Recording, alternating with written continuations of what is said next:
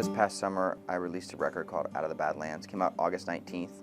So it's basically acoustic renditions of a lot of my catalog and a few new songs. So once a year I've been doing this like kind of grassrootsy, like small venue solo tour, just me and a guitar, and this is the third time I've done it, which is the tour I'm on now, but I kind of just play like Underoath songs and the Almost songs and some covers, and then I kind of started writing songs that fit that format. So someone from my label came and saw a show in Orlando, and he was like, "You got to make a record like this." And I was like, "What do you mean?" He goes, "Well, just what you're doing. Just make that record. Like, just, you know, if you took us into the studio and kind of embellished and made it a record." So that's what we did. So it's been really cool to have the component and the piece that kind of goes with, you know, where my solo career has been headed. You know, there's a few new tracks on the record too that kind of showing, like, you know, my writing style now, etc., etc. Out of the Badlands, I recorded and produced myself. I played every instrument. I just did it really quick, so there's no like auto-tune on the vocals or drum editing or, you know, any of that stuff.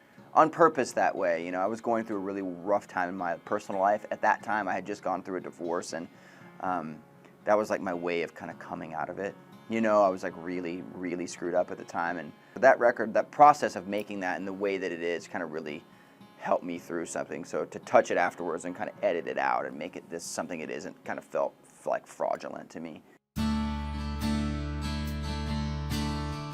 I covered the U2 song and the Bonnie Raitt song just because where I was at with my personal life and kind of things that I was going through, and I had kind of been playing those on tour solo. You know, what I basically do is I spend all year, whether it's with Underoath or with Paramore, touring, and it's on a larger scale level. So when I do this solo thing, it's, you know, a couple hundred people in a bar.